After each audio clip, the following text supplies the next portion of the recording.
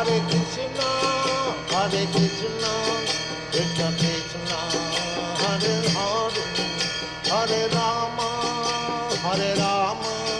Rama Rama, Hare Hare. स्थापितमेन भूतले स्वयं रूपः कदा मह्यं ददाति स्वपदान्तिकम् वन्देऽहं श्रीगुरो श्रीयुत्पदकमलं वैष्णवांश्च श्रीरूपं साग्रजातं सकलरघुनाथं दामोदरं सजीवं सावधेतं सावधूतं परिजनसहितं कृष्णचैतन्यदेवं श्रीराधाकृष्णपादां सकललितां श्रीसखानिधांश्च हे कृष्ण करुणा सिन्धो दीनबन्धो जगत्पते गोपेश गोपिकान्त राधा कान्त नमोऽस्तुते तप्त काञ्चन गौराङ्गी राधे वृन्दावनेश्वरी वृषभानुसुते देवी प्रणमामि हरिप्रिये वाञ्छाकल्पतरुभ्यश्च कृपा सिन्धुभ्येव च पतितानां पावनेभ्यो वैष्णवेभ्यो नमो नमः। श्री कृष्ण चैतन्य प्रभु नित्यानंद श्री अद्वैत गदाधर श्रीवासादि गौर भक्तवृंद हरे कृष्णा कृष्णा कृष्णा हरे हरे हरे राम राम राम हरे हरे हरे कृष्णा कृष्णा कृष्णा हरे हरे हरे राम राम हरे हरे हरे कृष्णा कृष्णा कृष्णा हरे हरे हरे राम हरे हरे हरे कृष्ण। तो બધા ભગવદ ગીતા લાવ્યા છે ફિઝિકલ મોબાઈલ બધા ભગવદ ગીતા લાવ્યા છો ઊંચી કરો બધા ઘણા બધા લાવ્યા વેરી ગુડ અને ઘરે વાંચ્યું લાવ્યા વેરી ગુડ સાથે સાથે આપણે ગયા વખતે આપણે આ ભગવદ ગીતાનો મહિમા જોયો કે ભગવદ ગીતા એક ભવરૂપ છે આપણો તે મતાવવા માટે ભગવાને આપણને કીધી છે બધાને અર્જુનને નિમિત્ત બનાવીને આપણે બધાને એનું જ્ઞાન આપ્યું છે તો આપણે એક ઉદાહરણ રૂપે જોયું હતું કે દવાની બોટલમાં દવા લાવીએ આપણે પછી દવાની બોટલ અથવા મધ લાવીએ મધ બહુ સારું એમ કહીએ પણ મધની બોટલ ખોલીને અંદરથી પીએ જ નહીં અને બહારથી ચાટ્યા કરે તો એનો ફાયદો થશે ફાયદો મધ લાવ્યા આપણે પણ મધ ખાતા જ નથી અંદર ખોલીને તો ફાયદો થાય નરેશભાઈ? તો આ ભગવદ ગીતા તમે લાવ્યા બધા સારું કહેવાય પણ મેં તમને કીધેલું તો વાંચીને આવજો કમસે કમ પહેલો શ્લોક તો કમ ને કમ વાંચીને આવવું જોઈએ. કોણ વાંચીને આવ્યા? તો વાંચવું જોઈએ બધા. હવે પછી આવો આવતા રવિવારે આવો ત્યારે થોડુંક વાંચીને આવો તમને ઇન્ટરેસ્ટ પડશે તમને ભગવદ ગીતા સમજાશે અને ન સમજાય તો પ્રશ્ન જાગશે કે મને અહીંયા સમજ નથી પડતી અને એ પ્રશ્ન તમે અહીંયા આવીને પૂછી શકો. તો અને બીજું ભગવાન કૃષ્ણ ચૈત્ય ગુરુ રૂપે આપણા હૃદયમાં બિરાજમાન છે. ચૈત્ય ગુરુ રૂપે આદિગુરુ ભગવાન કૃષ્ણ સ્વયં પરમાત્મા રૂપે ઈશ્વર સર્વભૂતાનાં રિદ્ધેશી અર્જુન તિષ્ઠતિ બ્રાહ્મણ સર્વભૂતાની યંત્ર રૂઢાની માયા. તો દરેકના હૃદયમાં પરમાત્મા રૂપે ભગવાન બિરાજમાન છે અને જેવું આપણી મન અંદર આપણે વાંચીને ઉત્કંઠા જાગે મારે જાણવું છે તો ભગવાન પરમાત્મા રૂપે આપણને હેલ્પ કરે જાણવા માટે મદદ કરશે. ચૈત્ય ગુરુ રૂપે બતાવશે તમને. એટલે બે ફાયદા છે પણ તમે જાણવાનો પ્રયત્ન જ ના કરો તો પછી કોઈ ફાયદો ન થાય. એટલે દરેક વ્યક્તિએ જાણવાનો પ્રયત્ન કરવો જોઈએ. તો પહેલો શ્લોક હતો ધર્મક્ષેત્રે કુરુક્ષેત્રે સમવેત્તા યુયુત્સવઃ મામકઃ પાંડવાશ્ચૈવ કિમ કુરુત સંજય. ધૃતરાષ્ટ્ર બોલ્યા. ધૃતરાષ્ટ્ર આંધળા હતા. કેમ આંધળા હતા? આપણે સ્ટોરી નહીં કીધી. તમને બધાને ખબર છે ને આંધળા કેમ હતા? એમનો જન્મ આંધળા કેમ? એમનો જન્મ જન્મથી જ અંધ હતા.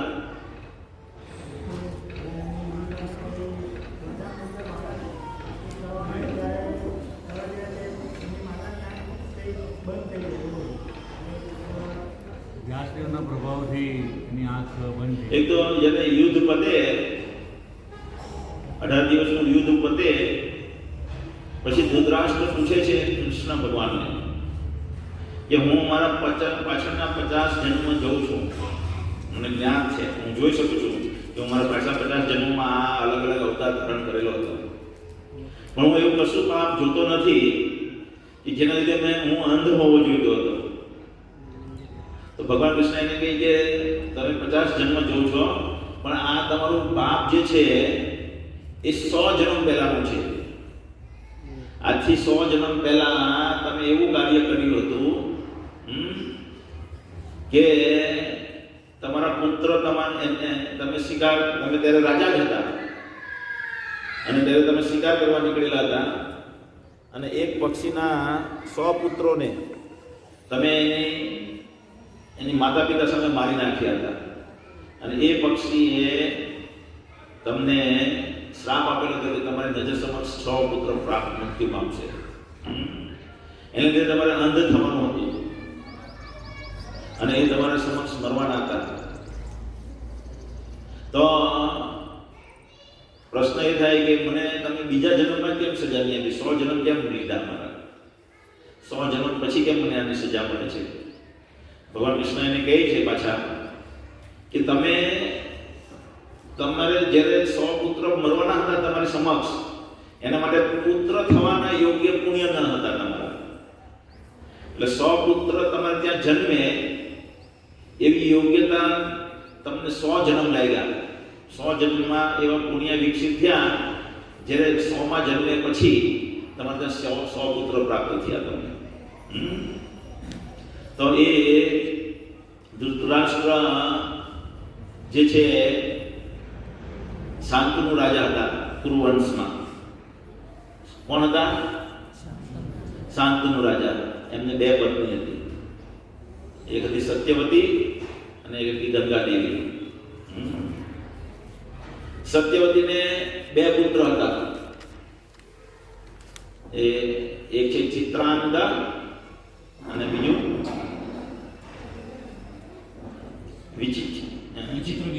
વિચિત્રવીર્ય. ચિત્રાંગદ જે છે એ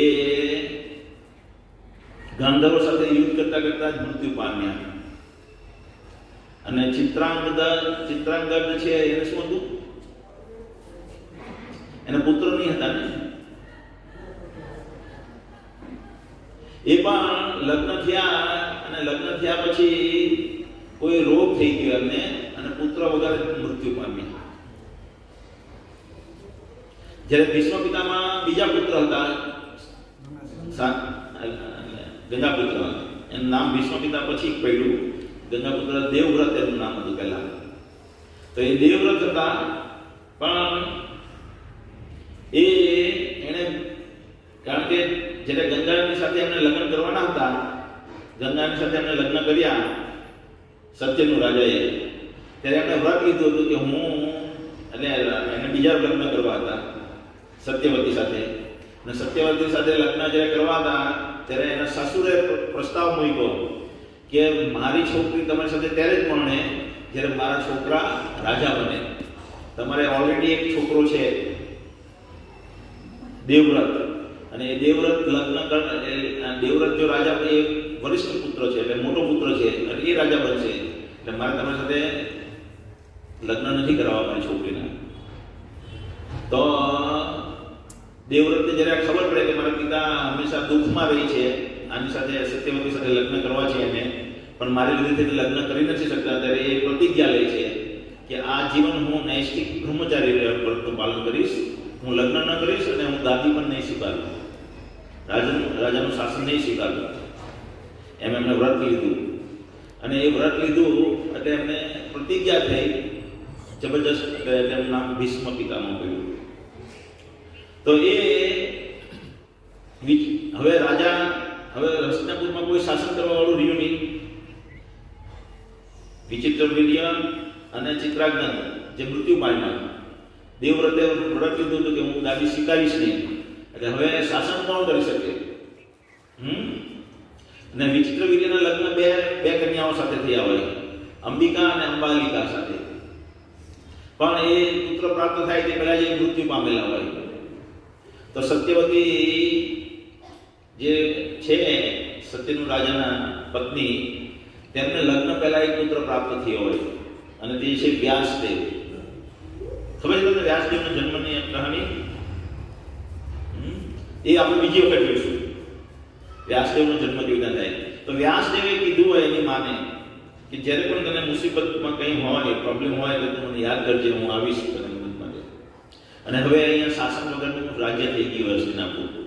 એટલે વ્યાસદેવને બોલાવે અને વ્યાસદેવને કહે કે હવે મારા કોઈ રાજા નથી, હસ્તિનાપુર માટે કોઈ રાજ શાસન કરી શકે એવું રાજા નથી, માટે તું મને એક પુત્ર પ્રાપ્ત કરાવડાવી આપ. અંબિકા સાથે ને અંબિકા અને અંબાલિકા પાસે. તો કે એ કહે છે, પહેલા તો ના પાડે છે, પછી કે નહીં તમે કરાવડાવી આપો. એટલે કે હું મારી દિવ્ય દ્રષ્ટિથી હું એમને પુત્ર એમને ગર્ભ ધારણ કરાવી શકું, પણ એ લોકો મારું તેજ નહીં સહન કરી શકે. વ્યાસદેવ એને કહે છે તો તમે એને માટે 1 વર્ષ માટે એને તપસ્યા કરવા મોકલો. પણ સત્યવતી માતા કહે છે નહીં, 1 વર્ષ લગી રાહ જોઈ શકે નહીં આ રાજ શાસન. તમે અત્યારે જ મને એમને પુત્ર પ્રાપ્ત કરાવડાવો. તો પહેલા અંબિકા જાય છે અને અંબિકાની સામે જ્યારે દ્રષ્ટિ કરે છે વ્યાસદેવ, ત્યારે એનો શરીરનો રંગ ફીકો પડી જાય છે. એટલે એને પુત્ર જે પ્રાપ્ત થાય એ પાંડુ ફીકા રંગના થાય અને એને પાંડુ રોગ થાય. અને ત્યાર પછી અંબાલિકાને મોકલે છે અને અંબાલિકા જે છે એને એ વેદવ્યાસનું તેજ જોઈને આંખ બંધ કરી લે છે. એટલે એને જે પુત્ર પ્રાપ્ત થાય છે તે અંધ હોય છે, તે છે ધૃતરાષ્ટ્ર. અને પછી આવું થાય છે કે સત્યવતીને ખબર પડે છે કે આ તો બહુ ખરાબ થયું. એટલે પાછા અંબિકાને મોકલવાનો પ્રયત્ન કરે છે કે તમે એક સારો પુત્ર આપો. તો એ ડરે છે અંબિકા અને એમની દાસીને મોકલી આપે છે. અને દાસી દ્વારા પુત્ર પ્રાપ્ત થાય છે. જે દાસી ભગવાનની ભક્ત પણ હોય છે અને નમ્ર પણ હોય છે. એટલે એ વેદ વ્યાસની દ્રષ્ટિનું તેજ ઝીલી શકે છે અને એને પુત્ર જે પ્રાપ્ત થાય તે વિદુરજી, તે બહુ જ ભગવાનના મહાન ભક્ત થઈ ગયા. વિદુર તીર્થ સમાન છે. તીર્થ સમાન એટલે એમના કોન્ટેક્ટમાં આપણે આ ભવસાગર તરી જઈ શકીએ. તો ધૃતરાષ્ટ્ર આવી રીતના અંધ હતા અને સંજય એમનો શિષ્ય છે. તો સંજયને એમણે દિવ્ય દ્રષ્ટિ આપી છે. દિવ્ય દ્રષ્ટિ કેવી? કેમ આપણે જોયું 50 કિલોમીટરના 50 ચોરસ કિલોમીટરમાં એમની દ્રષ્ટિ ફેલાયેલી છે. કોઈ કેમેરો છે અત્યારે એવો? સેટેલાઇટ કદાચ હોઈ શકે, પણ સેટેલાઇટ પણ 50 કિલોમીટર સ્ક્વેર કિલોમીટરનો આખો એરિયા નહીં જોઈ શકે આજે હાલમાં. અને આપણે આનો કેમેરો એવો કે દરેક વ્યક્તિની અંદર ઝૂમ થઈ જાય, દરેક વ્યક્તિ પર 50 કિલોમીટરના પેલા રેડિયસમાં, અને દરેક વ્યક્તિ પર ઝૂમ થાય કે એની મનની અંદરની જે વાત હોય તે પણ જાણી લે. સંજયનો કેમેરો એવો હતો. તો આજે એવો કોઈ કેમેરો આપણને મળશે નહીં. અને તમે જો, એટલે એ જમાનો મંત્રનો જમાનો હતો. મંત્રથી બધા કાર્યો થતા હતા. અને આ અત્યારે શું છે? યંત્રનો જમાનો છે. એટલે યંત્ર વગર કામ ન થાય અત્યારે. યંત્ર એટલે મશીન જુએ બધા. મશીનનો જમાનો આવી ગયો. ત્યારે મંત્રનો જમાનો હતો. મંત્રથી બધા કાર્ય થતા હતા. તો એ સંજય હવે જવાબ આપી રહ્યા છે. આપણે પહેલા પ્રશ્ન કર્યો ને, શું પ્રશ્ન કર્યો? કે હે સંજય, તીર્થ ભૂમિ કુરુક્ષેત્રમાં યુદ્ધ કરવાની ઈચ્છાથી એકત્ર થયેલા મારા તથા પાંડુપુત્રોએ શું કર્યું? સંજય બોલ્યા, દ્રષ્ટવા તો પાંડવાનિકમ વ્યુઢમ દુર્યોધનસ્તતા. આચાર્ય ઉપસંગમ્ય રાજા વચનમ અબ્રવીત.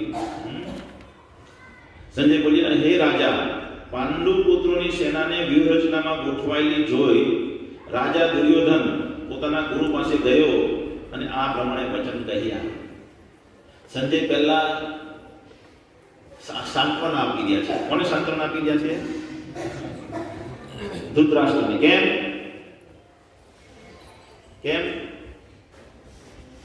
ધૃતરાષ્ટ્રને ડર હતો કે આ કુરુક્ષેત્ર જે છે એ ધર્મભૂમિ છે. એટલે ધર્મભૂમિ પર જો આપણે કે છે જઈએ, સારી જગ્યાએ જઈએ, તો આપણે ખરાબ કામ કરવાનું હોય તો આપણું મન ફેરવાઈ જાય. આપણે મંદિરમાં આવીએ, મંદિરમાં આવ્યા પછી આપણી મેન્ટાલિટી ખરાબ કામ કરવાની હોય, પણ આપણને એમ થાય કે આપણે મંદિરમાં આવ્યા છીએ, આપણે ખરાબ કામ ના કરવું જોઈએ. થાય ને એવું? તો એવી જ રીતે ધૃતરાષ્ટ્રને ડર હતો કે આ ધર્મક્ષેત્ર જે છે એમાં યુદ્ધ એટલે એ એક તીર્થ સ્થાન છે, એટલે મંદિર જેવું છે, અને ત્યાં જે યુદ્ધ થવાનું છે જાણી જોઈને કૃષ્ણ ભગવાને આ જગ્યા સિલેક્ટ કરેલી હોય યુદ્ધ કરવા માટે. અને ત્યાં દુર્યોધનનું મન ફેરવાઈ ગયું છે કે નહીં એમ એને ચિંતા થતી હતી. દુર્યોધનને હવે સ્વીકારી તો નથી થતી કે હું ખોટો છું, મારે યુદ્ધ નથી કરવું. એટલે એને દિલાસો આપવા સંજય પહેલા ધૃતરાષ્ટ્રને કીધું કે નહીં, તમે શાંત, તમારા મનમાં જે છે ને એ હું જાણી ગયો છું. તમારા મનમાં જે અંદર ભાવના છે એ હું જાણી ગયો છું, ચિંતા ના કરો. દુર્યોધન હું કરી રહ્યો છે તે હું કહું છું હવે તમને. સંજય બોલ્યા, રાજા, હે રાજા, પાંડુપુત્રોની સેનાને વ્યૂહરચનામાં ગોઠવાયેલી જોઈ રાજા દુર્યોધન પોતાના ગુરુ પાસે ગયો અને આ પ્રમાણે વચન કહ્યા. એટલે હવે દુર્યોધન શું કરી રહ્યો છે તે કહે છે સંજય. શું કહે છે? પશ્યતામ પાંડુપુત્રાણામ આચાર્યમ મહતીચમ યુડમ દ્રુપદ પુત્રેણ તવ શિષ્યણ ધીમતા. ત્રીજો શ્લોક. હે આચાર્ય, કોણ બોલી રહ્યું છે? આ દુર્યોધન બોલી રહ્યો છે. પણ આ વસ્તુ કોણ? સંજય ધૃતરાષ્ટ્રને કહી રહ્યા છે સત્યા બોલવા કે દુર્યોધન શું કરી રહ્યો છે. દુર્યોધન શું કરી રહ્યો હતો? આચાર્ય પાસે જઈને, હે આચાર્ય, પાંડુ પુત્રોની આ વિશાળ સેનાને જુઓ કે જેની વ્યૂહરચના આપના બુદ્ધિમાન શિષ્ય એવા દ્રુપદ પુત્રે બહુ નિપુણતાથી કરી છે. શું કહે છે? કે આપના બુદ્ધિમાન શિષ્ય કોણ છે? ધૃષ્ટદ્યુમ્ન. પણ એ ધૃષ્ટદ્યુમ્ન નામ નથી લેતો દુર્યોધન, જાણી જોઈને નામ નથી લેતો.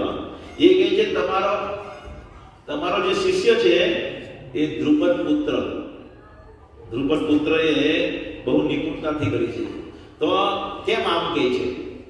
બહુ મોટો પોલિટિશિયન છે, બહુ હોશિયાર હતો દુર્યોધન. રાજનીતિમાં એટલો બધો હોશિયાર હતો કે શું બોલવું, શું કરવું, એવું એને પરફેક્ટ નોલેજ હતું. એનું પરફેક્ટ નોલેજ હતું. દરેક વ્યક્તિ આ રીતના જાણે. દરેક વ્યક્તિ પોતાના પુત્રને આવો બનાવવા માંગે છે.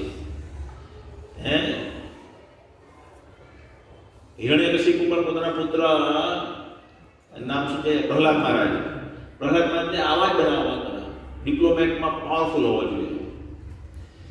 કોની સાથે કેવી રીતે વાત કરાય, કોને કેવી રીતે જીતી શકાય, યુદ્ધમાં કેવી રીતના નિપુણ આપણે થઈ શકીએ, યુદ્ધ કલામાં કેવી રીતના બધાને આપણા દુશ્મનોને હરાવી શકીએ, આપણી દેશનો વિસ્તાર કેવી રીતના કરી શકાય. તો એવું જ ઈચ્છતો હતો હિરણ્યકશિપુ પ્રહલાદ મહારાજ પાસેથી. પણ પ્રહલાદ મહારાજ શું હતા? ભગવાનના ભક્ત હતા. અને ભગવાનના ભક્ત હતા એટલે એને પસંદ નહીં હતું આ બધું કોઈ કામનું નથી જીવનના ઉદ્દેશ માટે. પણ ભૌતિકવાદી લોક હોય ને, આપણી જ્યાં લગી ભૌતિકવાદી હોય આપણે એમ વિચારીએ કે આપણો છોકરો આવો થવો જોઈએ, પાવરફુલ બધી રીતે, ભણવામાં, ડાન્સમાં. અત્યારે તો બધા ડાન્સમાં વધારે પાવરફુલ બનાવવા માંગે ને. ટીવીમાં આપણે જોઈએ બધા શો થાય તો મારી છોકરી કેવું પરફોર્મ કર્યું એમ. તો એવી રીતે દુર્યોધન બહુ જ ઇન્ટેલિજન્ટ હતો, અને ઇન્ટેલિજન્ટ હતો એટલે એણે શું કીધું કે જો તમારો દુશ્મન, દ્રુપદ કોણ હતા? દ્રોણાચાર્યને એ કહે છે ને, તો દ્રોણાચાર્ય કોણ હોય? દ્રુપદના દુશ્મન. કેમ દુશ્મન હોય? તો એ બે જણા દ્રુપદ અને દ્રોણાચાર્ય બેઉ બચપણમાં એક જ ગુરુકુળમાં સાથે ભણતા હોય, અને સાથે ભણતા હોય તો બેઉની ગાઢ મિત્રતા થઈ જાય. શું થઈ જાય? પાકી દોસ્તી થઈ ગઈ હોય. અને પાકી દોસ્તી થઈ ગઈ હોય તો રમત રમતમાં એ એના મિત્રને કહી દે, દ્રોણાચાર્યને, કે હું જ્યારે મોટો થઈશ અને રાજા બનીશ ત્યારે હું તમને મારું અડધું રાજ્ય શાસન કરવા આપીશ. શું આપીશ? અડધું રાજ્ય તમને શાસન કરવા આપીશ. અને આ વાત દ્રોણાચાર્યએ બચપણમાં હૃદયમાં લઈ લીધી. હા, હું મોટો થઈશ તમને અડધું રાજ્ય મળશે. પણ બ્રાહ્મણ હતા અને એને થયું કે હવે મારે રાજ્યની શું જરૂર છે. પણ જ્યારે મોટા થાય, લગ્ન થાય, ત્યારે એમને એક પુત્ર થાય દ્રોણાચાર્યને. શું નામ છે એમનું? અશ્વત્થામા. અશ્વત્થામા નામનો એમનો પુત્ર હોય, અને એટલી બધી ગરીબી હોય અને ત્યાં એ ખાવા માટે ફાફા પડતા હોય. એટલે એમની પત્ની એને કહે કે તમે એક તમારા મિત્રને તમે મને વાત કરો. પત્નીને કીધેલું એને કે મારો દ્રુપદ તો મારો મિત્ર છે અને મને અડધું શાસન આપવાની વાત કરેલી છે. એ વાત કરેલી હોય એટલે એની પત્ની કે આપણે શાસન નથી જોઈતું, અડધું રાજ્ય નથી જોઈતું, તમે ખાલી એક ગાય માંગી આવો, જેથી એવી ગાય કે જેથી કરીને આપણા છોકરાને પૂરતા પ્રમાણમાં દૂધ મળતું રહે. એટલે દ્રુપદ મહારાજ તૈયાર થઈ જાય, એટલે દ્રોણાચાર્ય તૈયાર થઈ જાય, અને ચાલો મારા મિત્ર પાસે હું દૂધ માંગી આવું, એક ગાય માંગું. અને ગાય માંગવા જાય છે. વાચન એનું આપેલું હતું દ્રુપદે અડધું રાજ્ય આપવાનું, અડધું. અને એની જગ્યાએ ખાલી ગાય માંગવા જાય છે અને એનું અપમાન કરે છે દ્રુપદ. રાજા બની જાય, રૂપિયા આવે એટલે બધા અહંકારમાં આવી જાય. જ્યારે રૂપિયા ન હોય, કંઈ શાસન ન હોય, ત્યારે તો બધા હાજી કરે. અને આપણે જોઈએ ને બધાનો આપણે પણ બધા એવા જ છીએ. અને જેવું આપણા હાથમાં શાસન આવે ત્યારે આપણે પછી આપણી કલા બતાવીએ. મોરની જેમ કલા બતાવવાનું શરૂ કરીએ આપણે. તો દ્રુપદ પણ રાજા બની ગયા હોય એટલે કે દોસ્તી બરાબર વાલો સે હોતી હૈ. શું કહે? તમે કાં ગંગુ ટેલીને હું કાં રાજા, દોસ્તી બરાબર વાલો સે હોતી હૈ. એમ કરીને અપમાન કરે. કોનું? દ્રોણાચાર્યનું અપમાન થાય. અને દ્રોણાચાર્ય પાછા આવતા રહે અને નક્કી કરે કે હવે હું આને ધૂળ ચટાવીશ, આનું રાજ્ય હું છીનવીને રહીશ. અને એનું રાજ્ય છીનવવા માટે થઈને એ હસ્તિનાપુરમાં જાય અને પાંડવો અને કૌરવોને યુદ્ધ વિદ્યા શીખવાડે. શું શીખવાડે? યુદ્ધ વિદ્યા શીખવાડે. અને યુદ્ધ વિદ્યા શીખવાડ્યા પછી જ્યારે એ પૂરા પરિપક્વ થઈ જાય ત્યારે કહે કે હવે મને ગુરુ દક્ષિણા આપો. દ્રોણાચાર્ય ગુરુ દક્ષિણા માંગે. અને ગુરુ દક્ષિણામાં કે દ્રુપદ રાજાને જીતીને લઈ આવો. એટલે પહેલા ખબર ને, દુર્યોધન તો પહેલા મેં લાતા હું એમ કરીને પહેલો દુર્યોધન તૈયાર થઈ જાય. ગુરુ મહારાજ મેં લા કે દેતા હું. એક જ મિનિટ. હા, તો દુર્યોધન તૈયાર થઈ જાય. દુર્યોધનને કૌરવની સેના લઈને જાય દ્રુપદ રાજાને હરાવવા. દ્રુપદ રાજા પણ જેવા તેવા નથી, અને કૌરવોને હરાવીને પાછા મોકલી આપે. દુર્યોધન હારીને પાછો આવે લટકેલા મૂળા જેવો. એટલે પછી અર્જુનને કહે જાઓ, પાંડવોને કહે જાઓ, તમે જાઓ, તમે જીતી લઈ આવો. અને અર્જુન યુદ્ધ કરે અને યુદ્ધ કરી દ્રુપદ રાજાને કેદ કરી નાખે, હરાવીને કેદ કરીને એના ચરણોમાં લાવે દ્રોણાચાર્યને. દ્રોણાચાર્ય કે હવે તું મારો દાસ, લેકિન દોસ્તી બરાબર વાલો છે હોતી હૈ, પણ હું એવું નહીં કરીશ. તે મને વચન આપેલું હતું ને, અડધું રાજ્ય હું તમને આપીશ, એટલે હું તને અડધું રાજ્ય આપું છું, અડધું રાજ્ય હું લઈ લઉં છું. એટલે અપમાન કરે, અપમાન કર્યું ને, ક્ષત્રિયોનું અપમાન ક્ષત્રિય સહન ન કરી શકે. ક્ષત્રિયો એવા મરી જવાનું પસંદ કરે પણ અપમાન સહન ન કરે. એટલે દ્રૌપદ નક્કી કરે કે હવે હું કોઈ પણ સંજોગે મારે દ્રોણાચાર્યનો વધ જોઈએ. શું જોઈએ? દ્રોણાચાર્યનો વધ જોઈએ. એટલે દ્રોણાચાર્યને મારવાનું પ્લાન કરે. એટલે કે એ યજ્ઞ કરે, અને યજ્ઞ કરે અને કે આમને હરાવ્યો ને એને પણ મારે મારો જમાઈ બનાવવો છે, અર્જુનને. એટલે યજ્ઞમાંથી બે બાળક એને પ્રાપ્ત થાય. યજ્ઞ કરાવડાવે ને એમાંથી 2 બાળકની માંગણી કરે, જેમાંથી એક બાળક હોય જે ધૃષ્ટદ્યુમ્ન છે. આ ધૃષ્ટદ્યુમ્ન જે છે એ પાંડવો જ્યારે યુદ્ધ થાય છે, પાંડવોના સેનાપતિ બન્યા. યુદ્ધ થાય છે અને એ 18 દિવસ સેનાપતિ રહી છે. કેટલા દિવસ લગી? ને સામે 4 સેનાપતિ બદલાઈ જાય. દ્રોણ, પહેલા ભીષ્મ પિતામહ આવે, પછી દ્રોણાચાર્ય આવે, પછી કર્ણ આવે, અને પછી ચોથું કોણ છે? અશ્વત્થામા. 4 સેનાપતિ બદલાઈ જાય. આ બાજુ 18 દિવસ એક જ સેનાપતિ રહી જાય, દુષ્ટદ્યુમ્ન. એટલે હવે અહીંયા દુશ્મની કોની હતી? દ્રોણાચાર્ય અને દ્રુપદની. અને અહીંયા દુર્યોધન શું યાદ કરાવે? દ્રુપદ પુત્ર એ. ધૃષ્ટદ્યુમ્નનું નામ નથી લેતો. જો તમારા દુશ્મનના પુત્ર એ આ સેના ગોઠવેલી છે, તમને અર્જુન પાંડવો બહુ હાલા છે પણ એ તમારા દુશ્મનના પક્ષમાં છે. એટલે હવે તમે આમાં બહુ બેકાળજી નહીં રહેતા, બહુ પ્રેમ ભાવ નહીં રાખતા, બરાબર દિલથી તાકાતથી લડજો, એમ કહેવા માંગે છે અહીંયા દુર્યોધન. એટલે આવા શબ્દ વાપર્યો. સમજ આવે છે લેડીઝ? અહીંયા એમ કે છે યુદ્ધામ પાંડુ પુત્રેણા તવ શિષ્યને ધીમતા. ધીમતા એટલે બહુ બુદ્ધિશાળી. તમે એને ટ્રેનિંગ આપેલી હતી. હવે તમે જુઓ,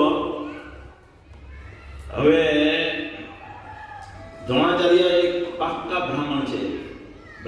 તમે જુઓ, એને ખબર છે દ્રુપદે યજ્ઞ કરીને એવો બાળક માંગ્યો હતો જે મારું વધ કરી શકે, અને એ ધૃષ્ટદ્યુમ્ન છે.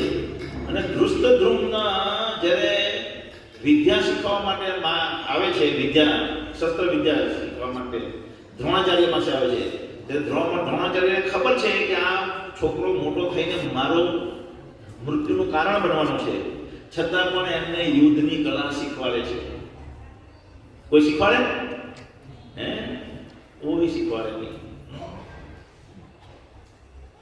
આપણો બિઝનેસ, બીજા સામેવાળાના બિઝનેસને આપણે જોઈએ કે મારી દુકાન છે અને મારી બિઝનેસની એક સ્ટાઇલ છે. એ બિઝનેસની સ્ટાઇલ જો હું નરેશભાઈને શીખવાડી દઈશ અને નરેશભાઈ મારી સામે જાય એ બિઝનેસ આવો ખોલવાનો છે મને ખબર હોય તો મને શીખવાડો? આપણે બધા કોઈ શીખવાડીએ નહીં, પણ પાક્કા બ્રાહ્મણ હતા. બ્રાહ્મણ હંમેશા વિચારે છે કે મારી માટે જે પણ પરિસ્થિતિનું નિર્માણ થશે તે ભગવાન કરશે, મારું જે પણ થવાનું છે તે ભગવાન નક્કી કરશે. એટલે હું મારું કર્તવ્ય મારે કર્તવ્ય રીતે કરવાનું છે. મારે એ નથી જોવાનું કે એ મને મારશે કે નહીં મારશે, એ આમ કરશે કે નહીં કરશે. મારે મારું કર્તવ્ય શું છે? ક્ષત્રિયોને યુદ્ધ કલા શીખવાડવી. અને ક્ષત્રિયો અને બ્રાહ્મણને બેને જે શીખવાડતા હતા, તો એ યુદ્ધ કલા એમને શીખવાડે છે એટલા માટે. અને એ ધૃષ્ટદ્યુમ્ન એમની સામે ઉભેલો છે. પણ ધૃષ્ટદ્યુમ્ન એમનો દુશ્મન નથી. દુશ્મન કોણ છે? દ્રુપદ પુત્ર. આ દ્રુપદ એટલે કે ધૃષ્ટદ્યુમ્નનું નામ નથી લેતા, દ્રુપદ પુત્ર એમ કહે છે. હવે આગળ કહી છે દુર્યોધન દુષ્ટ. હવે અલગ અલગ બીજા બધા રાજાઓનું નામ લે છે.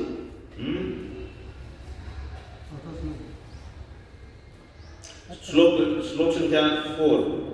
અત્રાસુરા મહેશ્વસા ભીમા અર્જુન સમાયુધિ યુધાન વિરાટશ્ચ દ્રુપદશ્ચ મહારથઃ. અહીં આ સેનામાં ભીમ તથા અર્જુન જેવા અનેક વીર ધનુર્ધરો છે, જેમ કે મહારથી યુધાન, વિરાટ તથા દ્રુપદ. હવે સામેની સેના આ જો કંઈ પણ યુદ્ધ કરવાની હોય તો કોઈ પણ વસ્તુ હોય જ્યારે આપણે દુશ્મન સામે જીતવાનું હોય તો એની તાકાત શું છે તે આપણે જાણવી જોઈએ. સમજમાં આવે છે ને? આપણે નોર્મલી ક્રિકેટ લોકો જાણતા હોય તો ક્રિકેટમાં આપણે જોઈએ, ક્રિકેટ મેચ રમવાના હોય તો શું કરે કે ઓસ્ટ્રેલિયા અને ઇન્ડિયાની મેચ છે. હવે ઓસ્ટ્રેલિયા સામે જીતવું હોય તો ઓસ્ટ્રેલિયાના કેવા કેવા બોલરો છે ને કેવા કેવા બેટ્સમેન છે, કઈ બેટ્સમેનની કઈ વીકનેસ છે અને કયા બોલરની કઈ વીકનેસ છે એ જાણી લઈએ. સામેની ટીમ પહેલા આપણી ટીમનું જાણીએ કે સામેની ટીમનું જાણવું જોઈએ? સામેની ટીમની ખાસિયત ને વીકનેસ જાણવી જોઈએ. તો અહીંયા એટલા માટે દુર્યોધન શું કરે છે? સામેની જે ટીમ છે, સામેની કઈ ટીમ છે? પાંડવોની. દુર્યોધન એટલા માટે પહેલા સામેની ટીમનું વર્ણન કરે છે. સામેની ટીમમાં કોણ કહે છે? શું કહે છે? અત્ર સુરા મહેશ્વસર ભીમા અર્જુન સમા યુધિ. અહીંયા મહારથીઓ છે.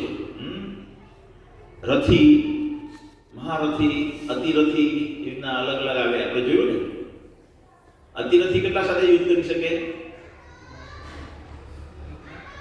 એક સાથે 1000. એક અતિરથી જો હોય તો એ સામે 1000 રથ વાળા બીજા અલગ અલગ સેનાપતિઓ સૈનિકો હોય એની સાથે યુદ્ધ કરી શકે.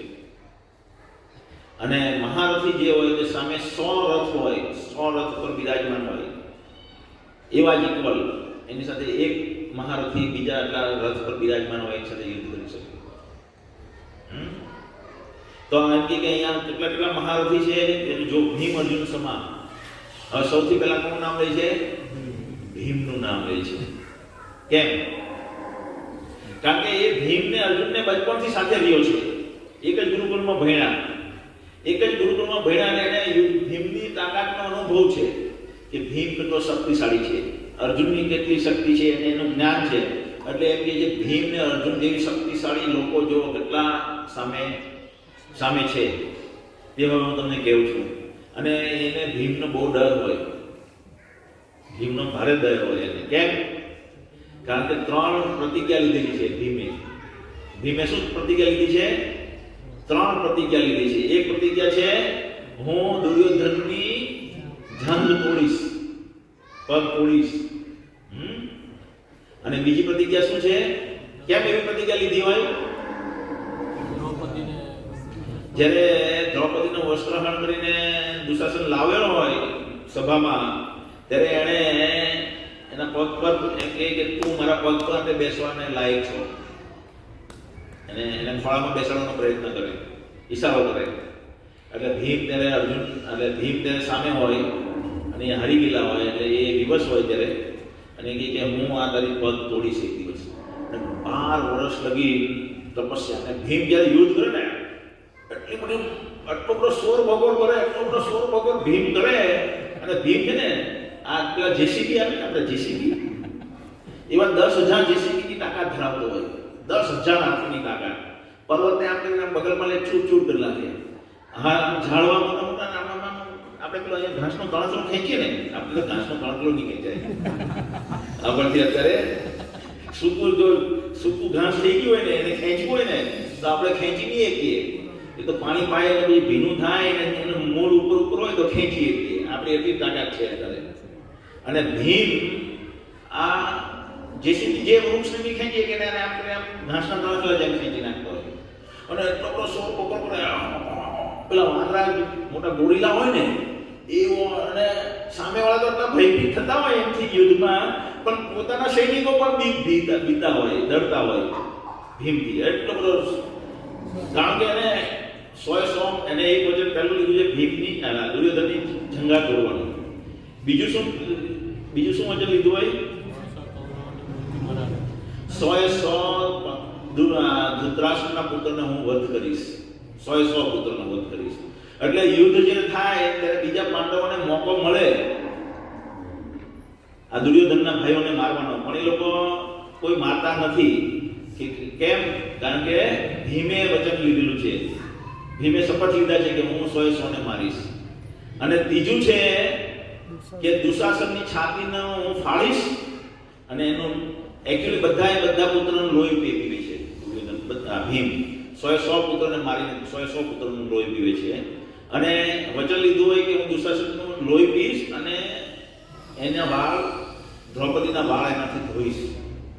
કારણ કે દુશાસન એના પવિત્ર વાળને પકડીને લાવ્યો હોય સભામાં દ્રૌપદીના, એટલે દ્રૌપદીએ પણ વચન લીધું હોય કે જ્યાં સુધી હું દુશાસનના લોહીથી મારા વાળને ન સ્નાન કરાવું ત્યાં સુધી હું વાળને બોળીશ નહીં. ખ્યાલ ને? એકચ્યુઅલી કોઈ પણ સ્ત્રી હોય તો એને વેવન હેર હોવા જોઈએ. ખબર છે ને? હે? એટલે વાળ ઓળેલા જ હોવા જોઈએ કોઈ પણ સ્ત્રીના. એટલે આપણે પેલા છૂટા વાળ રાખે તેને શું કહેવાય? હે? આંબોળની વાળે ને ચોટની વાળે એને શું કહેવાય? તો પહેલાના યુગમાં અલગ અલગ પેલું હતું, એટલે રીત રિવાજ હતા. એટલે એ કાયમ માટે હોય. જેમ કે વિધવા સ્ત્રી હોય તો એની વેશભૂષા એવી રીતે હોય જેથી કરીને એ કંગન નહીં પહેરે, વ્હાઈટ ડ્રેસ પહેરે, એટલે એને જોઈને ખબર પડે કે આ સ્ત્રી વિધવા છે, તરત જ ખબર પડે. પછી જ્યારે એનો પતિ બહાર હોય કોઈ સ્ત્રીનો, એ ઘરમાં નહીં હોય, ત્યારે એનો શૃંગાર અલગ પ્રકારનો હોય, તો સામેવાળી વ્યક્તિને તરત જ ખબર પડે કે આ સ્ત્રી છે એના પતિ અત્યારે ઘરે નથી, વિદેશમાં છે, ક્યાંક બહાર ગયા છે. પછી કોઈ વેશ્યા હોય તેનો વેશ શૃંગાર અલગ હોય, તરત જ ખબર પડી જાય એના શૃંગાર પરથી કે આ સ્ત્રી વેશ્યા છે. પછી કોઈ સ્ત્રી સુર્પણખા જેવી હોય, ખ્યાલ ને? સુર્પણખા કોઈને બી પ્રપોઝલ કરતી, રામને પ્રપોઝલ કર્યું, તો એવી સ્ત્રીઓ શું કરે? વાળ છૂટા રાખે. એટલે વાળ છૂટા ન રાખી શકાય. વૈદિક યુગમાં વાળ કોઈ છૂટા રાખતા નહીં, હંમેશા ઉઠેલા હોય. અને એટલા માટે દ્રૌપદી કે એટલે આવું ભરી લીધું ને, શપથ લીધો એટલે આપણે વાળ છૂટા રાખવા એ પણ મોટી શપથ શું છે? ખ્યાલ ને? પણ બહુ મોટું ભયંકર મોટી શપથ છે આ. અને ભીમે કીધું કે હું જ્યાં લગી દ્રૌપદીના વાળને સ્નાન ન કરાવું ને, દુશાસનના, એટલે 3 શપથ લીધેલા હોય. એટલા માટે દુર્યોધન હંમેશા ભયભીત રહેતો હોય ભીમથી. એટલે અહીંયા પહેલું નામ કોનું લે છે? ભીમનું. ભીમનું. ચોથો, 5માં દૃષ્ટકેતુ ચેકિતાન કાશી રાજશ્ચ વીર્યવાન પુરુજિત કુંતી ભોજશ્ચ સૈભ્યશ્ચ નૃપંગવઃ. તદુપરાંત દૃષ્ટકેતુ આ પાંડવોના કૃષ્ણ ભગવાનની સેનાના સેનાપતિ છે દૃષ્ટકેતુ. એનું નામ ચેકિતાન, સાત્યકી પણ છે. એ સાત્યકી અર્જુનના શિષ્ય પણ છે. અર્જુને એને યુદ્ધ વિદ્યા શીખવાડેલી હોય. તદુપરાંત દૃષ્ટકેતુનું બીજું નામ શું છે?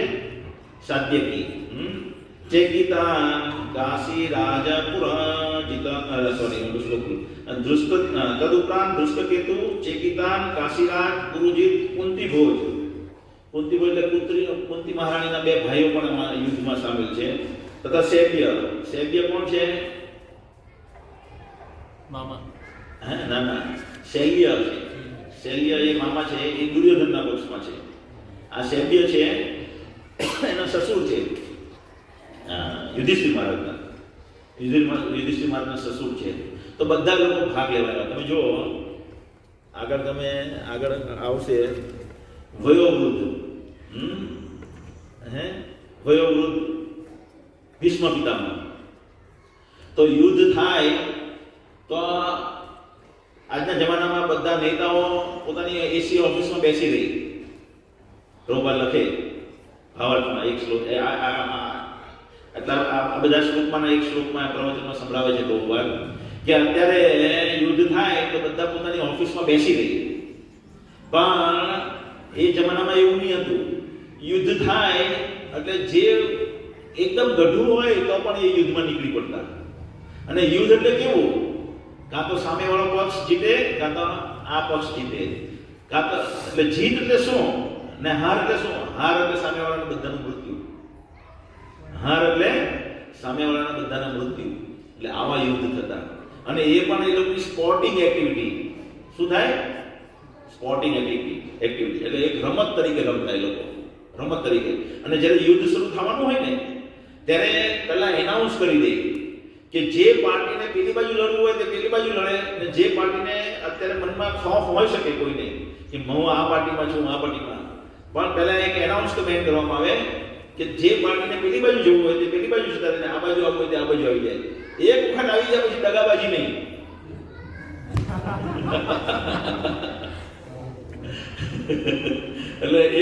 એટલે એના જેમ કે અહીંયા છે ને આ તો કોલેજ ચાલતી, કોલેજ નથી ચાલતી, કોલેજ ચાલતી ને ક્રિકેટ રમે ને ક્રિકેટ રમે ને એટલે ક્રિકેટ રમતા હોય ત્યારે તમે જો ધૂમ ધૂમ ધૂમ ડીજે વાગતું હોય હાથે હાથે, એમ પેલી ચીયર લીડર આવે અત્યારે મેચમાં ને અહીંયા મ્યુઝિક વાગતું હોય. એટલે સ્પોર્ટિંગ એક્ટિવિટી એટલે રમત, એક રમત છે, રમતનો એક ઉત્સવનો એક આનંદ છે. એવી રીતના રમત રમે એમ. જેન્ટલમેન ગેમ ક્રિકેટ એમ કે ને, પેલો બોલિંગ નાખતો હોય પેલો આગળ જતો રહે તો પેલાને બતાવે નહીં જો તું આવી રીતના જઈશ તો હું તને આઉટ કરી દઈશ, તારે ક્રીઝમાં રહે. જેન્ટલમેન ગેમ એમ સમજમાં આવ્યું ને? એક વખત એવી રીતના થાય તો ક્રિકેટર પાછો પેલા બોલાવે તારા માણસે બોલરે આવી રીતના ખોટી આવી રીતના આઉટ કર્યું, પણ આ યોગ્ય આઉટ કહેવાય, રૂલ્સ પ્રમાણે આઉટ કહેવાય, પણ આવી રીતના આઉટ માંગવો એ ખોટું કહેવાય. એટલે કેપ્ટનને બોલાવે અને કેપ્ટનને કે પછી કેપ્ટન ચર્ચા કરે પાછો કે આવી રીતે આપણે આઉટ નહીં કરવું જોઈએ, આપણે જેન્યુઅન રીતે આઉટ કરવો જોઈએ.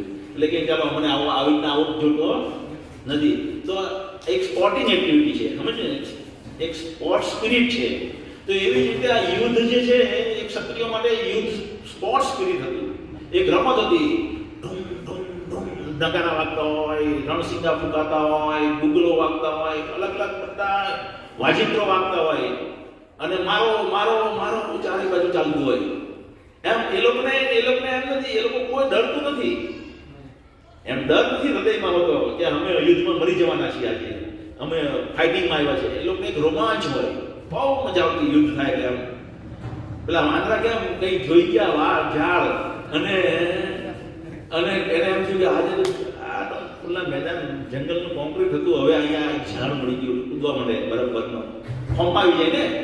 એવી રીતે ક્ષત્રિયો યુદ્ધ થાય ત્યારે પૂરા ફોર્મમાં આવી જાય અને મજા આવતી યુદ્ધમાં. જેમ કે આ છોકરાઓ બી હમણાં લોકડાઉન થયું રોજ આપણે રૂમમાં પૂરી રાખતા અને પપ્પા અમારે ક્રિકેટ રમવા જવું, પપ્પા મારે ક્રિકેટ રમવા જવું, પણ આપણે ક્રિકેટ રમવા જવા દેતા નહીં, ભાઈ કોરોના તો ઘરમાં લઈને આવીશ. અને પછી 2 મહિના પછી લોકડાઉન પડ્યું એટલે છોકરાઓ ફોર્મમાં આવી ગયા, હા હવે ક્રિકેટ રમવાનું શરૂ થઈ ગયું. તો એવી રીતે ક્ષત્રિયો આવી રીતના યુદ્ધ કરતા. છઠ્ઠો શ્લોક. યુદ્ધમાન્યુશ્ચ વિક્રાંત ઉત્તમોજશ્ચ વીર્યવાન સૌભદ્રે દ્રૌપદેશ્ચ સર્વ એવ મહારથા. પરાક્રમી યુદ્ધ માન્યુ અત્યંત શક્તિશાળી ઉત્તમોજ સુભદ્રનો પુત્ર અને દ્રૌપદીના પુત્રો એ બધા જ મહારથીઓ છે. આ બધા લોકો 18 દિવસ જીવ્યા. હવે એક વસ્તુ થાય કે આપણે તો ભગવદ્ ગીતા અહીંયા શીખવા માટે બેઠા છીએ અને અહીંયા તો બધી યુદ્ધની વાત ચાલી રહી છે. આ બધા મોટા મોટા મહારથીનો જાણીને શું કામ? આપણે તો ભગવદ્ ગીતા શીખવાની છે, પણ આ બધા ભગવાન કૃષ્ણના સંબંધમાં છે. આ બધી વસ્તુ શું છે? ભગવાન કૃષ્ણના સંબંધમાં છે.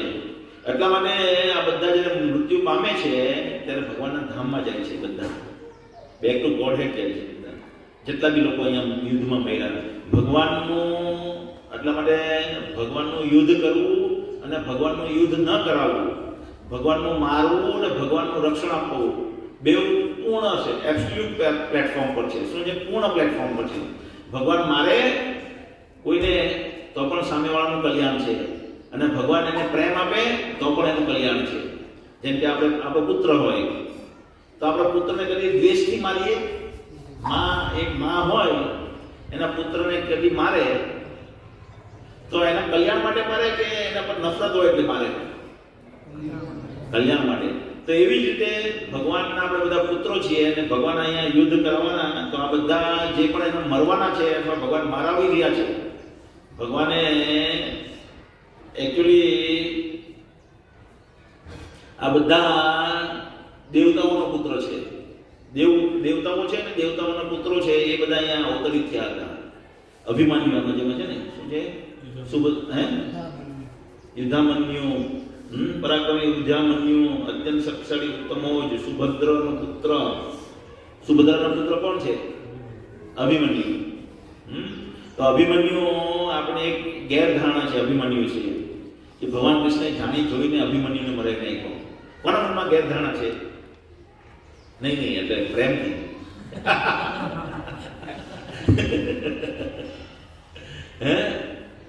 કે એ કૃષ્ણ ભગવાનના મૃત્યુનું કારણ બનવાનો હતો એટલે ભગવાનને કૃષ્ણએ એને મરાવી નાખ્યો, એમ ગેરધારણા છે સમાજમાં. છે ને? કોઈ સાંભળી છે એવી ગેરધારણા? તમે સાંભળી છે? શું સાંભળ્યું છે?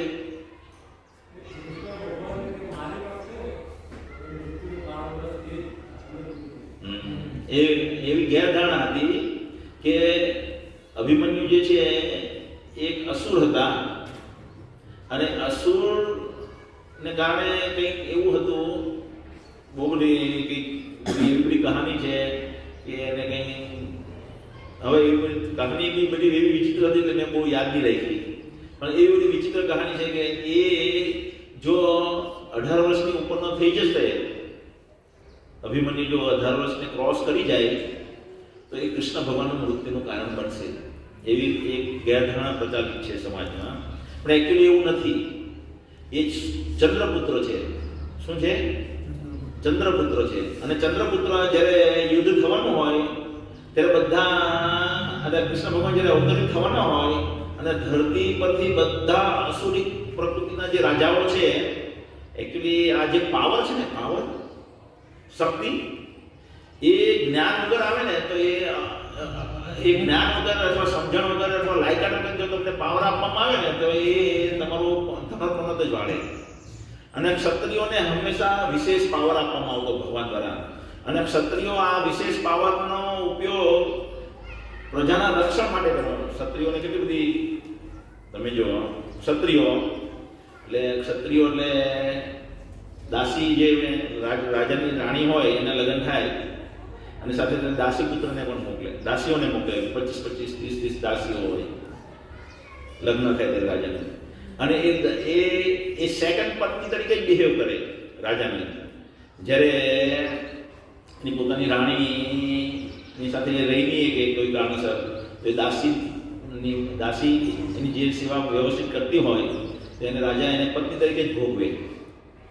છૂટ છે, પણ એ રાજાનું કર્તવ્ય છે કે દાસીને એનું કલ્યાણ કરવું જોઈએ અને એવો પુત્ર પણ આપવો જોઈએ જે આખા સમાજનું કલ્યાણ કરી શકે. રાજાનું એવું કલ્યાણ. પણ રાજા લાયકાત જ નહીં ધરાવતા હોય અને પાવરનો દુરુપયોગ કરે. જે રીતના આપણે જોઈએ બ્રાહ્મણને પણ એવો પાવર હતા. પરાશર મુનિ છે, આ ડિટેલ છે, તમારી મનમાં ગ્રહણ નહીં થાય એટલે આને તો તમારે બહુ બેહીને મારે ચર્ચા કરવી પડે. પરાશર મુનિ હતા તો સત્યવતીને એક માછી કન્યા હતી. નૌકા વિહાર કરતા એમ કે મારે તમને પુત્ર આપવો છે, અને વેદવ્યાસનો જન્મ થાય. સમજણમાં નહીં આવે, ગ્રહણમાં નહીં આવે, આના માટે ડિટેલ સમજાવવું પડે. એટલે પણ રાજાઓને બહુ પાવર આપવામાં આવતો હતો અને રાજાઓ અને બહુ બધી છૂટછાટ હતી, કારણ કે એને સમાજનું બહુ મોટું કલ્યાણ કરવાનું હતું. બહુ મોટી છૂટછાટ હતી એટલે એનો પાવરનો દુરુપયોગ થતો હતો. આપણે જોઈએ કે સાચા જ્ઞાન વગર પાવર આવી જાય તો બધા માણસ ધનોત્પન્ન વાળે. એમ રાજાઓ પણ જો પ્રોપર ટ્રેનિંગ વગર એને પાવર આપી જાય એટલે ધનોત્પન્ન વાળતા હતા. ખ્યાલ ને? તો શું શેના પછી આપણે આવ્યા?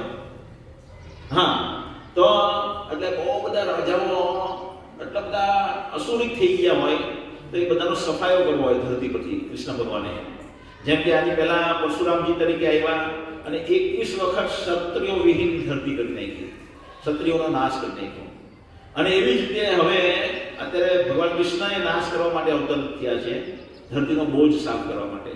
એટલા માટે બ્રહ્માજીને કહે કે તમે દેવતાઓને કહેવો બધા તમે જન્મ લેવા માંડો યદુવંશમાં, હું હવે અવતરિત થવાનો છું ને આપણે યુદ્ધ થશે ને એમાં બધાને મારવાના છે. તો બધા દેવતાઓ ચંદ્રદેવ પાસે જાય અને ચંદ્રદેવના પુત્ર બહુ યુદ્ધમાં નિપુણ હોય એટલે એમ કે તમે તમારા પુત્રને પણ જન્મ આવો. કે મને મારો પુત્ર બહુ વાલો, મારો પુત્ર વગર રહી નહીં શકું. કે નહીં પણ જન્માવો તો પડે જ, ભગવાનની આદેશ છે. તો કે સારો મારો છોકરો 16 વર્ષથી વધુ નહીં રહી ધરતી પર અને 16 વર્ષના અંતે એ યુદ્ધ કરશે.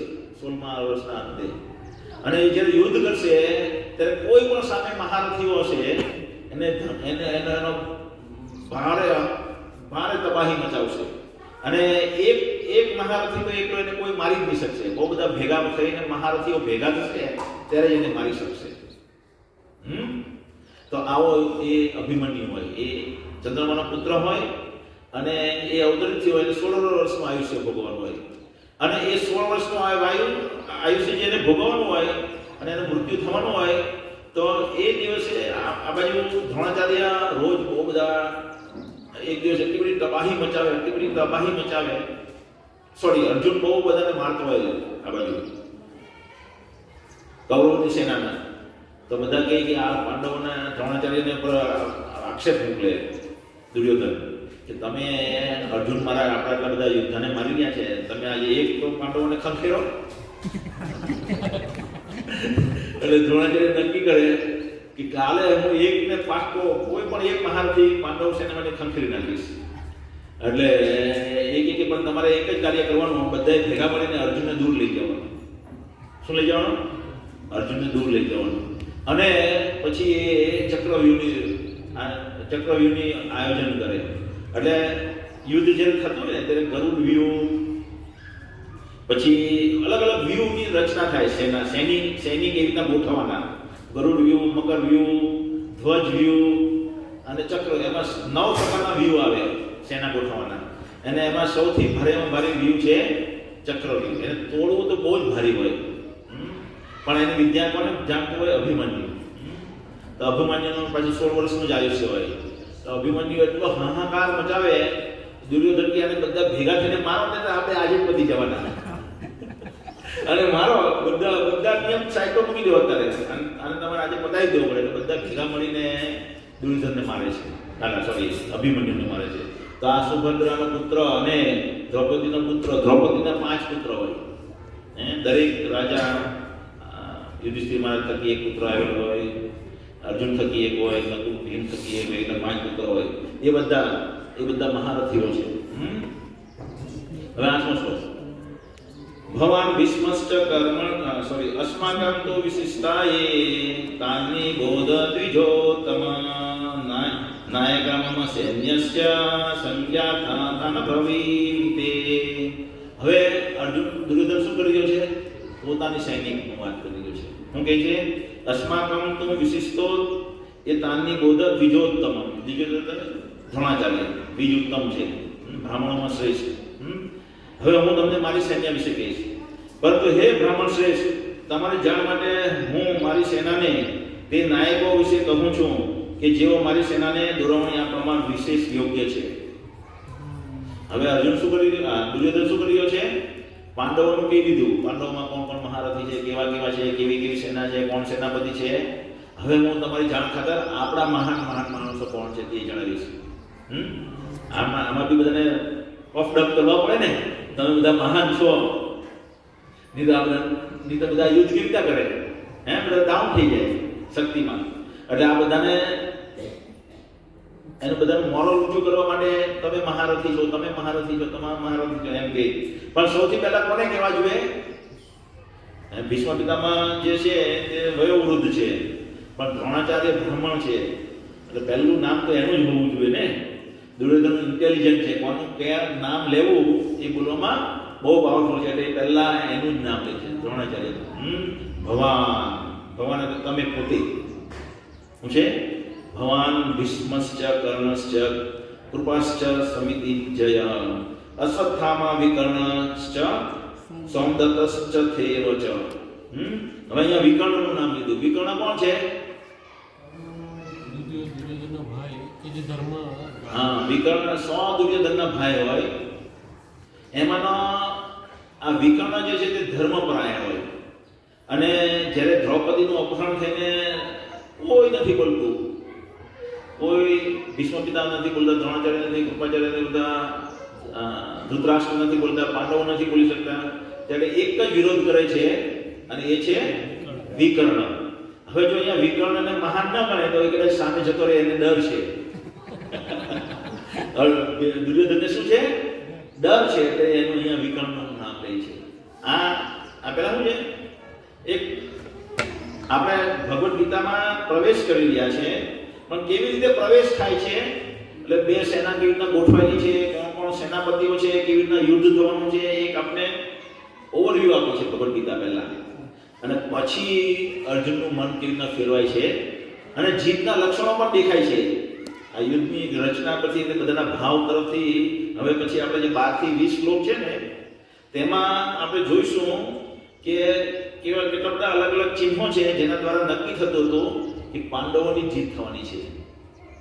અને સામે ધર્મના પિતા ભગવાન કૃષ્ણ પોતે સ્વયં પાંડવોના પક્ષમાં હતા અને પાંડવોના યુદ્ધ રથ ચલાવી રહ્યા હતા અર્જુનનો.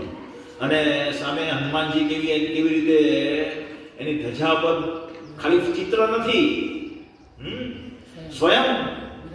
સ્વયં હનુમાનજી બિરાજમાન છે. એના શ્વેત ઘોડાઓ છે, આપણે જોશું.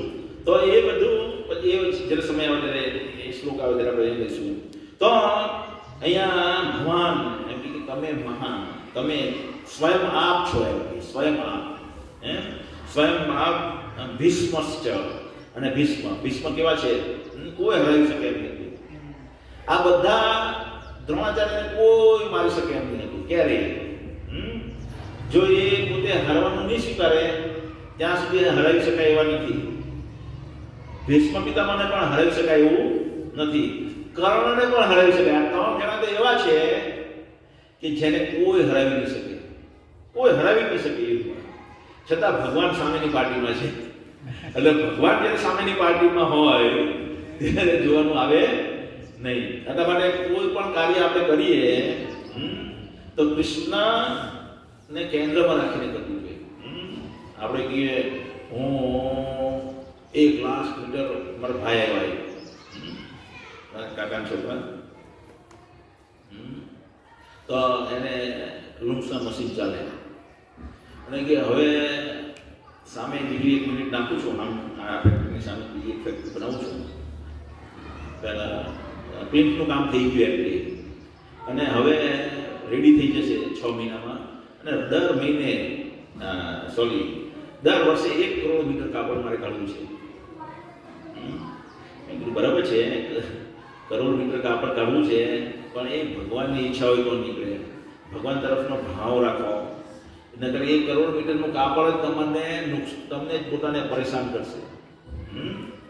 એટલે કહેવાનો મિનિંગ એમ છે કે આપણે બધા પ્લાનિંગ કરીએ છીએ, બહુ બધા પ્લાનિંગ કરીએ છીએ, પણ કૃષ્ણનો પ્લાન શું છે એ જાણવા માટે કંઈ મનમાં ભાવ નથી. કૃષ્ણ શું ઈચ્છે છે, કૃષ્ણનો શું પ્લાન છે, કૃષ્ણનો પ્લાન પ્રમાણે મારે ચાલવાનું છે. અહીંયા દુર્યોધન આપણે જોઈએ છે, ભગવાન ભીષ્મશ્ચ કર્ણશ્ચ, 3 જણા એવા છે જેને કોઈ હરાવી નહીં શકે. આ બધા અતિરથીઓ છે. એક સાથે 10,000ની સાથે ફાઇટિંગ કરી શકે. એક જ વ્યક્તિ સામે 10,000 વ્યક્તિઓની સાથે ફાઇટિંગ કરી શકે એવા અતિરથીઓ છે. અને સાથે સાથે એને કોઈ મારી શકે એવું નથી. છતાં ભગવાન કૃષ્ણની કૃપા છે કે પાંડવો અને હરાવવાનો પ્લાન એને બતાવે છે. તો મારી સેનામાં સ્વયં આપ, ભીષ્મ, કર્ણ, કૃપાચાર્ય, અશ્વત્થામા, વિકર્ણ તથા સૌમદત્તનો પુત્ર ભૂરિશ્રવા જેવા મહાપુરુષો છે કે જેઓ યુદ્ધમાં હંમેશા વિજયી રહ્યા છે. કોઈ હરાવી નહીં શકે, એટલે વિજયી રહ્યા. અન્ય ચ બહવા સુરા મદર્થે ત્યક્ત જીવિતઃ નાના શાસ્ત્ર પ્રહાણેન સર્વ યુદ્ધ વિશારદ. 9મો શ્લોક. એવા અનેક વીરો પણ છે કે જેઓ, હવે અહીંયા કર્ણનું નામ પણ લીધું એણે. કર્ણ જોકે કર્ણએ શપથ લીધા છે કે જ્યાં સુધી ભીષ્મપિતામહ સેનાપતિ છે ત્યાં સુધી હું યુદ્ધ નહીં કરીશ. એ છે દુર્યોધનના પક્ષમાં, પણ એને શું લીધેલું છે? શપથ લીધેલા છે કે જ્યાં લગી સેનાપતિ તરીકે એ દુર્યોધન કર્ણ જે છે એ પણ સામાન્ય વ્યક્તિ નથી.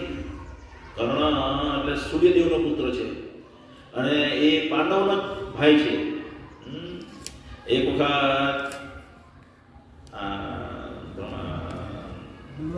દુર્વાસામુનિ જ્યારે કુંતી મહારાણી એકદમ નાના હોય ત્યારે એમના ઘરે આવે. દુર્વાસામુનિ જોકે મોટે ભાગે બધાને શ્રાપ જ આપે છે, એટલે બધા સાવચેત રહેતા એમથી. પણ બહુ ભાગ્યશાળી લોકોને એને વરદાન આપ્યા છે અને એમાં એક કુંતી મહારાણી હતી. તો એને વરદાન આપ્યું એટલે એ જ્યારે આવે એના ઘરે, એના પિતાના ઘરે, ત્યારે એની બહુ દેખભાળ કરે દુર્વાસામુનિની. અને દુર્વાસામુનિ બહુ ખુશ થઈ જાય અને ખુશ થઈ જાય ને એ જોઈ કે એક ભવિષ્યમાં એવો સમય આવશે કે જ્યારે કુંતીને પુત્ર પ્રાપ્ત કરવામાં પ્રોબ્લેમ આવવાનો છે. શું આવશે? પુત્ર પ્રાપ્ત કરવામાં પ્રોબ્લેમ આવશે. એટલે એમ કે હું તને વચન આપું છું કે તું જે પણ દેવતાનું આહ્વાન કરીશ એ દેવતા તને તરત જ પુત્ર પ્રાપ્ત આપશે. પુત્ર આપશે. તો કુંતીને એમ થાય કે ઓકે, દુર્વાસાએ વચન આપ્યું છે, એક વખત મને ટ્રાય કરવા દે. અને ટ્રાય કરવા જાય એટલે સૂર્યદેવને બોલાવે, આહ્વાન કરે. સૂર્યદેવ તરત જ આવે. હવે તમે સૂર્યદેવને બોલાવ્યા એટલે એને પુત્ર આપવો જ પડે. એટલે એને એમની દ્રષ્ટિથી એને તરત જ, એટલે એક જ મિનિટમાં એને પુત્ર આપે. થોડીક પળમાં જ પુત્ર આપે. એવું નહીં કે ગર્ભ ધારણ કરે ને 9 માસ બાળક રહીને એનું કૌમાર્ય ભંગ થઈ જાય, એવું નહીં. તરત પુત્ર આપે. પણ ક્ષત્રિયોને પહેલાના જમાનામાં કુંવારી સ્ત્રી બાળક તો રાખી નહીં શકે. એટલે એને આ હવે કર્ણ આવી ગયો હોય અને કુંડલને શું કવચ અને કુંડલ સહિત આવે એટલે નામ કર્ણ પાડવામાં આવે. અને સૂર્ય હોય એટલે શક્તિશાળી સૂર્યદેવનો પુત્ર હોય, પણ એનામાં એક અસુર પ્રવેશી જાય કોઈ કારણસર. એટલા માટે તમને કર્ણનું પાત્ર તમને હંમેશા થોડુંક આસુરિક લાગે આપણને. કારણ કે આસુરિક એ કયો અસુર એને તમને પ્રવેશ કર્યો હોય કોઈ ખબર છે? નારાયણ સાથે યુદ્ધ કરવાનું ત્યારે નહીં. પોતે આગલા જન્મમાં સહસ્ત્ર કવચ નામનું સહસ્ત્ર કવચ, હા. હા કર્ણ પોતે હા. શું હોય? આગલા જન્મમાં સહસ્ત્ર કવચ નામનો એક અસુર હોય, એને સહસ્ત્ર કવચ હોય. હા નારાયણ ઋષિ ભગવાન એમને યુદ્ધ કરે. હા એને 99,000 કવચ છે એને થોડે એક કવચ બાકી રહ્યું હોય ને સૂર્યમાં જતો રહે, સૂર્યની અંદર પ્રવેશ કરે. હા ત્યાંથી પછી સૂર્યદેવ એને મોકલવા માટે કંઈક આયોજન કરતા હોય. હા. કુંતી મહારાણી મંત્રનું આયોજન કરે છે, એનો લાભ લઈને એક સહસ્ત્ર અસુરને કુંતી મહારાણી પાસે મોકલે. હા. એટલે આવી રીતે એક અસુરિક મેન્ટાલિટી હોય એની. પણ પાંડવ કુંતી મહારાણીનો પુત્ર છે એ. તો હવે એને એ પાછા એને બે શ્રાપને લીધે એનું મૃત્યુ થાય. એ બે શ્રાપ પછી આપણે જોઈશું. બે શ્રાપ શું છે? એક છે એક ગાયનું હત્યા કરી નાખે. એ આશ્રમમાં રહેતો હોય ત્યારે અજાણ્યામાં.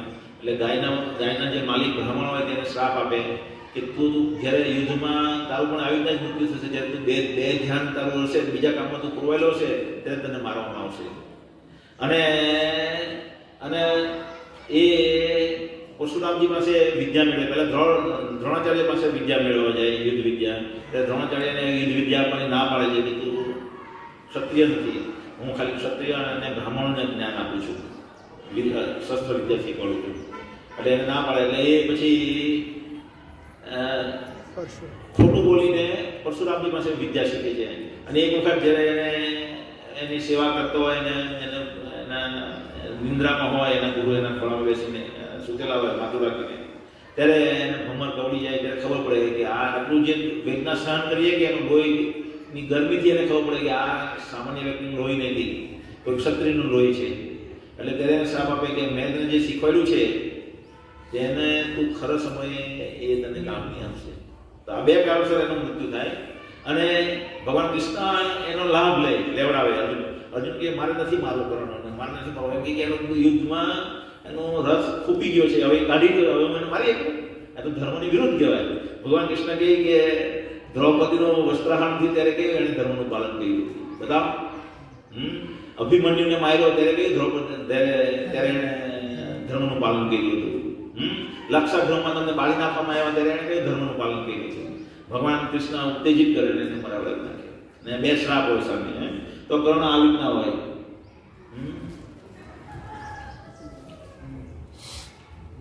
દસવો અપર્યાપ્તમ તત્માસ્કમ બલમ ભીષ્મભિરક્ષિતમ પર્યાપ્તમ ત્વદિમે તેષામ બલમ ભીમાભિરક્ષિતમ. એટલે 10મા શ્લોકમાં કે અપર્યાપ્તમ તત્માસ્કમ એટલે આપણું જે બળ છે તે ઇનસફિશિયન્ટ છે. સેના બહુ મોટી છે કે અપર્યાપ્તમ આમાં અપર્યાપ્તમમાં બે મિનિંગ થયેલા છે. પ્રભુપાદ સમજાવે છે બલદેવ વિદ્યાભૂષણ અને બીજા એક આચાર્ય એક અમાપ કહે છે અને એ કહે છે ઇનસફિશિયન્ટ. ઇનસફિશિયન્ટ એટલે ખૂટતું છે. એટલે કેમ ખૂટતું છે? અહીંયા દુર્યોધન દ્રોણાચાર્યને એટલે મહિમા ગાયેલી છે એકચ્યુઅલી દ્રોણાચાર્યનો કે ભીષ્મ પિતામાં જે છે એની મેન્ટાલિટી સ્પ્લિટેડ છે. એનું મન છે ને તે થોડુંક પાંડવો તરફ ઝૂકેલું છે. એટલે એ પૂરા દિલથી યુદ્ધ નથી કરવાના. શું છે?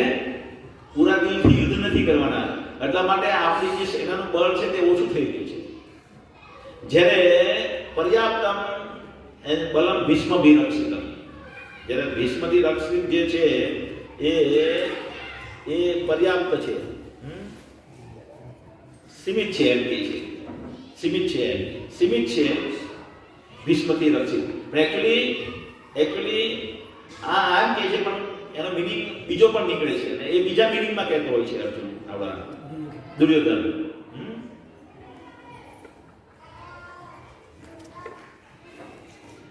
કે છે આપણું સૈન્યનું બળ અમાપ છે અને આપણે સૌ પિતામાં ભીષ્મ દ્વારા પૂર્ણપણે રક્ષાયેલા છીએ. જ્યારે પાંડવોનું સૈન્ય બળ ભીમ દ્વારા સારી રીતે રક્ષાયેલું હોવા છતાં તે સીમિત છે. એટલે શું કરી રહ્યો છે? પોતાના સૈન્યનું મનોબળ વધારી રહ્યો છે. આપણે જીતવાના છે, તમે ચિંતા ના કરો, બરાબર યુદ્ધ કરજો. અને બીજા આચાર્ય એમ કહે છે કે એ એક રીતે એમ પણ કહી રહ્યો છે દ્રોણાચાર્યને કે ભીષ્મની મેન્ટાલિટી સ્પ્લિટેડ છે એટલે આપણું બળ થોડુંક ડાઉન થઈ ગયું છે. અયનેષુ ચ સર્વેષુ યથા ભાગમ અસ્થિતાઃ ભીષ્મ એવાભિરક્ષિન્તુ ભવन्तઃ સર્વે વહિ. માટે સૈન્ય વ્યૂહમાં પોતપોતાના મોખરાના સ્થાનો પર રહીને આપ સૌ પિતામાં ભીષ્મને પૂરી સહાયતા અવશ્ય કરશો. કારણ કે પિતામાં ભીષ્મ શું છે?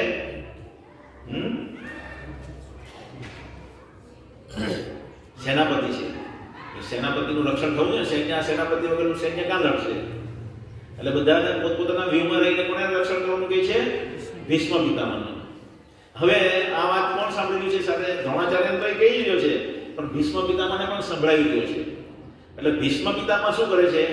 આ બધી વાત સાંભળીને જોઈ છે. ભીષ્મ પિતામહ શું જોઈ છે કે દુર્યોધન અંદરથી ડરેલો છે. અંદરથી એને ડર લાગી રહ્યો છે કે કદાચ અમારી હાર થઈ જશે. અને એટલા માટે ભીષ્મ પિતામહ શું કરે? એના કોઈ પણ આ બધી વાત કરે છે એનો કોઈ જવાબ નથી આપતા. પણ એનો ઉત્સાહ વધારવા માટે જોરથી શંખ ફૂંકે. શું ફૂંકે? એટલે 12મો શ્લોક આપણને એ કહે છે તસ્ય સજ્જનયન હર્ષમ પુરુવૃદ્ધ પિતામહ સિંહનાદો વિનઘોષોચ્ચય શંખાધમ ધમ્યો પ્રતાપવાન. ત્યારે કુરુવંશના મહાપ્રતાપી વયોવૃદ્ધ વડીલ પિતામહ ભીષ્મે સિંહની ગર્જના જેવો ઘોષ કરનારો પોતાનો શંખ ફૂંકીને ઉચ્ચ સ્વરે શંખનાદ કર્યો. જેનાથી દુર્યોધન બહુ હર્ષ પામ્યો. દુર્યોધન ખુશ થઈ ગયો. પિસામે બધા શંખ પણ એટલા બધા જોરમાં વાગતા, આ બધા અહીંયા શંખ વગાડી હે, પણ એ શંખ આખા નવસારી સિટીને હોહા થઈ જાય એટલો જોરમાં શંખનાદ થતો. બધાના પોતપોતાના શંખથી ઓળખાતા હતા. વિરાટ સાથે યુદ્ધ થયું. વિરાટ નરેશમાં 11 ક્લાસ હતા. શું હતું? 11 અજ્ઞાતવાસમાં પાંડવોને એવી સંતે પેલું આપવામાં આવેલું હોય કે જો એ 13મા વર્ષે ખબર પડી જાય કે આ લોકો અહીંયા છુપાયેલા છે તો પાછળ 13 વર્ષનો વનવાસ. તો અર્જુનને ખબર પડી કે 13 વર્ષ પૂરા થઈ ગયેલા છે ત્યારે વિરાટ નરેશ સાથે યુદ્ધ થાય કૌરવોનું, અને એનો શંખ ફૂંકે, અને જેવો શંખ ફૂંકે ત્યારે દુર્યોધન કે આ તો ભીમ અર્જુનનો શંખ છે. આ લોકો તો 11 છે, 11 શંખ ફૂંકે છે અર્જુન. ખબર નથી કોણ શંખ ફૂંકી રહ્યું છે, પણ શંખના અવાજથી દુર્યોધન કહી દે આ અર્જુન ફૂંકી ગયો છે. એ કે એનો 11 ભંગ થઈ ગયો. સમજમાં આવે ને? એટલે બધા પોતપોતાના શંખો હતા. આપણે આગળ હવે બધા પોતપોતાના કેવા શંખ ફૂંકે તે આવતી વખતે જોઈશું. અને એમાં પાંડવોની જીતના ચિહ્નો છે, કેવી રીતે એ ચિહ્નો અંકિત થયા છે તે પણ આપણે જોઈશું. હરે કૃષ્ણ. કોઈને કંઈ પ્રશ્ન હોય, ચર્ચા કરવી હોય તો પછી પ્રસાદ લીધા પછી ચર્ચા કરી શકીએ છીએ. બધા માટે પ્રસાદ છે, બધાને પ્રસાદ લઈને જવા વિનંતી. હરે કૃષ્ણ. તમે આવો, આવતા વખતે આ બધા શ્લોકો વાંચીને આવો, અને આના પ્રશ્ન જાગ્યા હોય તો તમને જેવા પ્રશ્ન જાગે ને એવી તમારા પર ભગવાનની કૃપા થાય. તમે સમજો, આ વાંચો એટલે પ્રશ્ન જાગ્યો એટલે ભગવાન તમને એનો જવાબ આપશે. હા, સોરી, બધામાં હવે આરતી છે ને આરતી પછી બધા માટે પ્રસાદ છે. ભૂલી જાઓ. હરે કૃષ્ણ. કલયુગના જીવ એવા છીએ. હરે કૃષ્ણ.